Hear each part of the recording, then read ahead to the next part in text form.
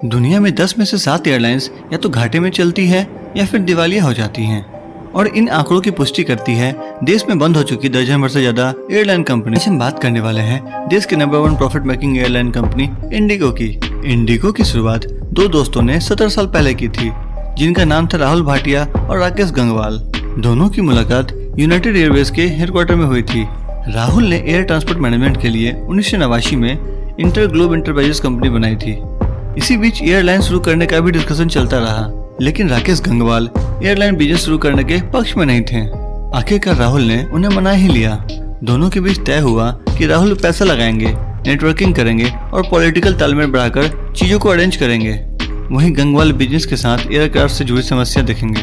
जब इंडिगो बनी तो राहुल भाटिया को 51% और राकेश गंगवाल को 49% हिस्सेदारी मिली। बाद में कुछ साल बाद दोनों में मतभेद के बाद राकेश ने इस्तीफा दे दिया।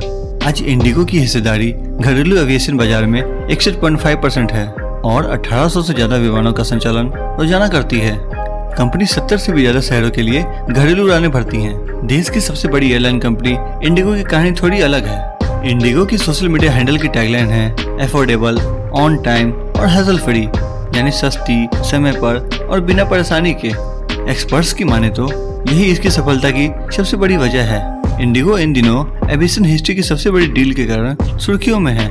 इंडिगो ने एयरबस को 500 एयरक्राफ्ट के ऑर्डर दिए हैं। अगले 1 दशक में इंडिगो के पास 1000 विमानें आएंगी। आज इंडिगो के पास 314 एयरक्राफ्ट का विशाल बेड़ा मौजूद है। इंडिगो ने छोटी छोटी चीजों पर ध्यान देकर पैसे बचाए हैं। कंपनी ने सिर्फ इकोनॉमिक क्लास के लिए सेवाएं शुरू की, इसीलिए कम चौड़ाई वाले एयरक्राफ्ट को ही अपने बेड़े में शामिल किया। आज इंडिगो के बेड़े में सबसे ज्यादा विमान एयरबस 320 ही हैं। इससे स्टाफ ट्रेनिंग का खर्च भी कम हुआ, क्योंकि कर्मचारियों को हर बार नए एयरक्राफ्ट की ट्रेनिंग नहीं देनी पड़ती थी। वहीं फ्यूल बचाने के लिए सिर्फ महिलाओं को केबिन क्रू के रूप में शामिल किया। माना जाता है कि महिलाओं का वजन पुरुषों के मुकाबले कम होता है, इससे विमान में एक्स्ट्रा वजन नहीं पड़ता। इंडिगो ने फ्री मील और एंटरटेनमेंट जैसी सुविधाएं भी बंद कर दी। इसका भी फायदा कंपनी को मिला।